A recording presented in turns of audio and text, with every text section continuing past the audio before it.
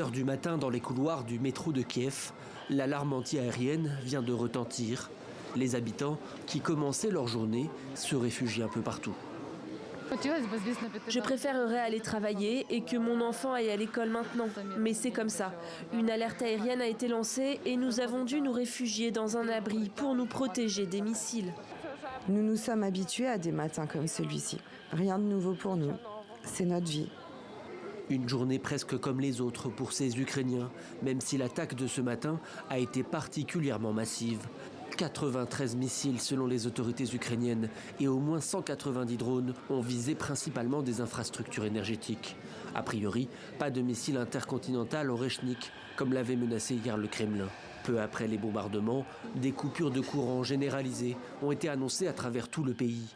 Le principal opérateur ukrainien annonce un coup très dur. L'ampleur des dégâts est encore à déterminer. La Russie dit avoir répliqué aux tirs de missiles américains par l'Ukraine sur son territoire.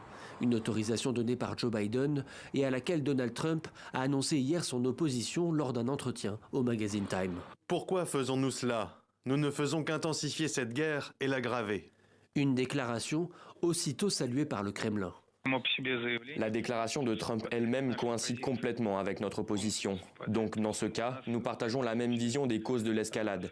Bien sûr, cela nous plaît. Alors qu'il reste 38 jours avant la prise de fonction de Donald Trump à la Maison-Blanche, le Kremlin a aussi déclaré que les conditions pour des négociations avec l'Ukraine n'étaient toujours pas réunies. En Géorgie.